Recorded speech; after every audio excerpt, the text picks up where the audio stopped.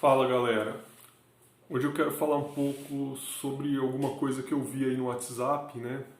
Que eu constatei que assim, eu fui tentar mandar uma mensagem para mais de uma pessoa e ele me proibiu de mandar essa mensagem.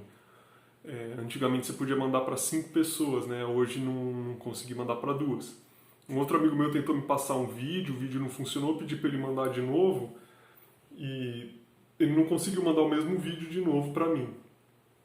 O que isso significa? Que o WhatsApp está controlando as fake news.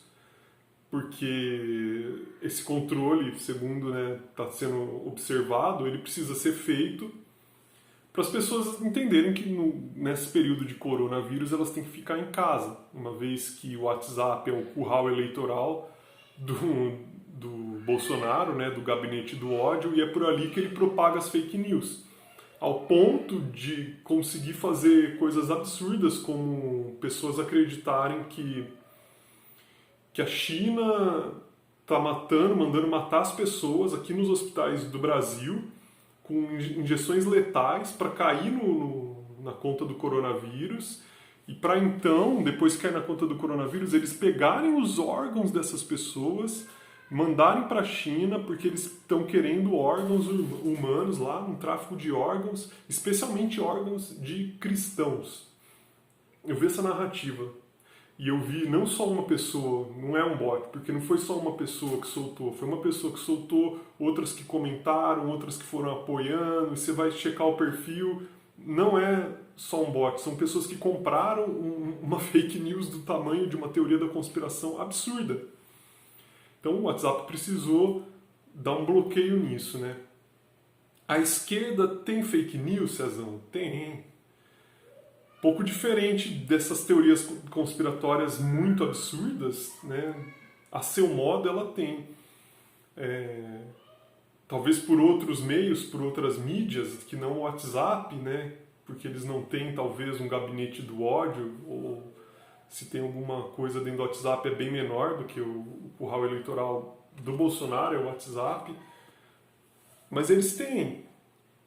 Porém, a gente está vendo aqui que o absurdo muito grande que está acontecendo é a narrativa do Bolsonaro de que é só uma gripinha, de que a gente não precisa ficar em quarentena, e as pessoas vão comprando isso ao ponto da quarentena tá sendo quebrada em muitos lugares por aí, né? De não estar aumentando na medida que precisava aumentar, ou simplesmente, né, você vai nas ruas e vê as pessoas se aglomerando para comprar ovo de Páscoa, coisas do tipo. E daí você vê, né, qual o poder que a fake news tem sobre nós. O tamanho do poder que aqui no Brasil esse plano eleitoral, né, esse plano de propaganda eleitoral criado pelo Bannon, através de uso de dados do Facebook, o poder que ele tem aqui. Então, para a gente vencer o coronavírus, a gente precisa primeiro vencer as fake news. A gente precisa se vacinar, antes do coronavírus, se vacinar contra as fake news. E como que a gente vai fazer isso, né? Se a gente não está nem dialogando, um lado não dialoga com o outro. Como que isso é possível, né, de ser feito? Se um lado vira para o outro e chama o outro lado de dissonância cognitiva, etc. Mas por que é dissonância cognitiva? Como que essas pessoas chegaram nesse ponto? Como que as pessoas chegaram nesse ponto da parada virar uma espécie do Bolsonaro virar uma espécie de Jim Jones brasileiro? Se ele mandar as pessoas se matarem, que é mais ou menos o que ele está se mandando quando ele manda as pessoas saírem na rua, as pessoas obedecerem. Como que a coisa ficou tão cega? Isso estava tirando meu sono, isso começou a tirar meu sono. Que eu comecei a buscar essa resposta, eu comecei a observar grupos bolsonaristas de perto para ver o que eles estão falando, o que eles estão pensando, quais as notícias que eles passam ali dentro. E eu percebi um negócio interessante, que tudo que vai contra a narrativa do Bolsonaro vira fake news. Então você tem fake news contra o Mandetta, você tem fake news contra o Dória, falando que o Dória é petista, falando que o Dória está sendo contratado pelo Lula, falando que o Dória é um nazista, todo esse tipo de fake news. E a gente vê que existe um plano, o Bolsonaro, a esquerda subestima muito o Bolsonaro, ele não é essa anta toda. Ele é uma anta, mas não essa anta toda. Ele é um político como qualquer outro, com ideias de poder e corrompido pelo poder, né, e corrompido antes do poder, inclusive, e que quer se reeleger, assim como o Dória quer se eleger. Né? Todos eles estão pensando nas eleições de 2022, cada um com sua estratégia. A gente pode concordar com as estratégias de um, algumas estratégias são manter a quarentena, inclusive do ponto de vista econômico, isso também faz sentido. Não pensem que esses políticos estão sendo altruístas, né? É triste a gente ver que as pessoas que estão em cargos, né, em cargos políticos não estejam, né? Para mim não é novidade nenhuma, mas não deixa de ser triste constatar que não dá para confiar no que elas estão fazendo, que mesmo quando elas fazem coisas boas, tem coisas por trás, né? Porque é assim que funciona o sistema representativo.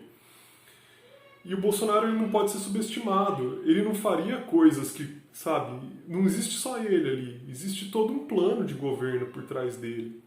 Inclusive, essa ruptura dele dentro com seus próprios ministros, com seu próprio vice, ela é toda planejada, ela é toda bolada. E tem um motivo muito grande para ele fazer isso, que é o motivo dele lavar as mãos. E isso não começou com o Bolsonaro, né? Vamos resgatar um pouco aqui lá atrás o que acontece. A gente sempre teve o governo, né, pelo menos um verniz de unidade, né?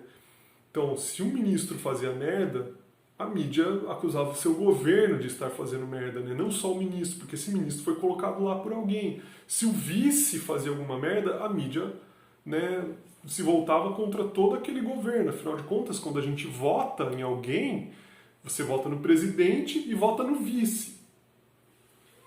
Pois bem, com a narrativa do golpe, de que o vice e o presidente são forças distintas, a gente começou a ver que as coisas não começaram a ir para um rumo diferente.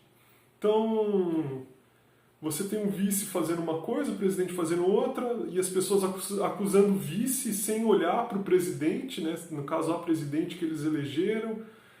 De repente você tem o governo do vice falando que é um governo diferente do governo da presidente, sendo que ele foi eleito para, se caso a presidenta caísse, ele seguisse com os planos dela, mas aí ele começa a colocar o governo em prática e falam que os planos que ele está utilizando não são os planos dela. Sendo isso verdade ou não, a gente tem uma ruptura aí. Uma ruptura de unidade, né? Uma ruptura da percepção de unidade que um governo tem. E o governo Bolsonaro, eu costumo dizer que a esquerda inventa as coisas e a direita se apropria e piora, e faz elas ter um nível muito maior, né? Como nesse caso. Então a gente tem aí o governo Bolsonaro onde não há uma unidade de discurso entre os ministros, entre o vice, nem entre a própria esposa do Bolsonaro e ele. Ontem eu vi uma entrevista lá uma entrevista não, um programa do governo lá, né, mostrando chama Pátria Acolhedora. E a Damares estava falando junto com a Michelle Bolsonaro, o Onyx e algum outro general lá do exército, sei lá, que também é ministro, eu não vou lembrar quem é. E assim, as pessoas estavam colocando as coisas de uma maneira totalmente diferente do que o Bolsonaro coloca, falando em acolher estrangeiros, falando em dar apoio para povos nativos, falando nos perigos do coronavírus, que como nós vamos passar por isso juntos. E aí tem uma dissonância entre que um fala e o que o outro fala.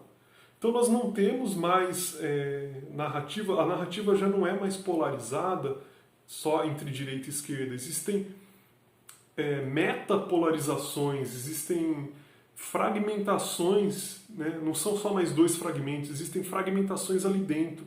E dessas fragmentações, outras fragmentações. Então não existe mais uma racionalidade, uma narrativa. Existem pedacinhos minúsculos de narrativa, o que eu chamo de uma areia de narrativa, uma poeira de narrativa. E essa poeira se vai ao vento, assim. Então por isso que a gente tem pessoas falando coisas tão absurdas, né? Porque o governo Bolsonaro está fomentando isso, ele está fomentando uma divisão dele próprio Porque o Bolsonaro vai ganhar com isso. Como que ele vai ganhar com isso? A hora que vier a merda, e a merda vai vir muito grande, que os sistemas todos de saúde colapsarem, ele vai jogar a culpa no Mandetta. O Mandetta fica tentando forçar a própria demissão, ele não vai se demitir para não ficar feio, para não mostrar a covardia dele. Mas se ele for demitido e vier a merda, ele vai falar, olha, eu tentei fazer o que eu pude, mas não deu. Eles não respondem mais por um governo, cada um responde por si. Então, esse verniz de democracia caiu ainda mais, né, com o governo Bolsonaro. Cada um responde só por si. E existem as pessoas que estão a favor do Mandetta, que inclusive são pessoas às vezes de esquerda.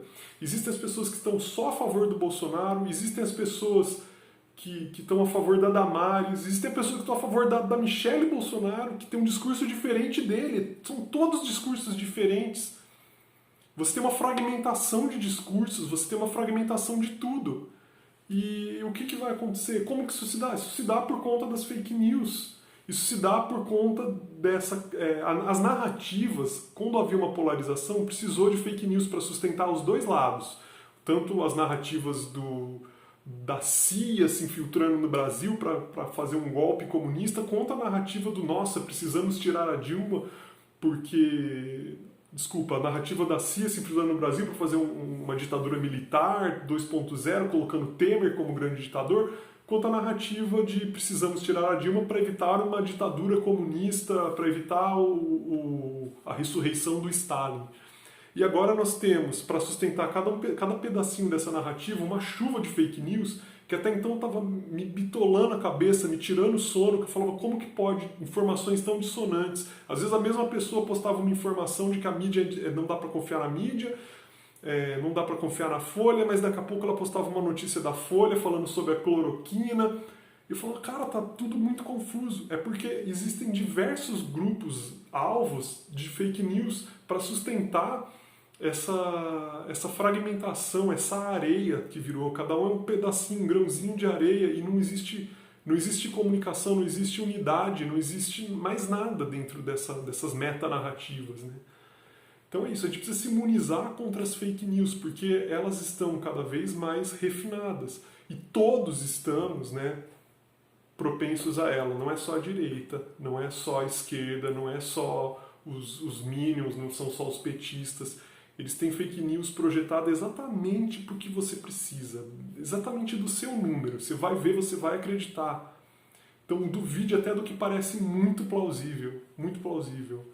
Para finalizar isso, eu só queria dar um exemplo, que outro dia eu vi uma moça falando que o vizinho dela estava no hospital, o filho morreu de coronavírus, e o cara colocou a culpa no médico, pro médico, porque ele achou que o médico era comunista e que o médico não quis administrar a cloroquina no filho e que isso é culpa do Bolsonaro. Para mim parece uma narrativa muito plausível, porque esse o nível de delírio que eu tenho visto na direita. Mas aí eu observei e falei, o vizinho? O que é o vizinho, cara? Quem que é esse cara? Como que eu vou acreditar nisso? E as pessoas que criticam tantas fake news dentro dos bolsominions, né, comprou isso com muita rapidez, com muita facilidade, com muita rapidez, né, com muita rapidez. Mas é isso, a gente tem que prestar atenção na fake news que está feita para o nosso número. E não ter vergonha de entender que às vezes a gente cai nas fake news, porque acontece, não é só quem tem a tal dissonância cognitiva que está caindo.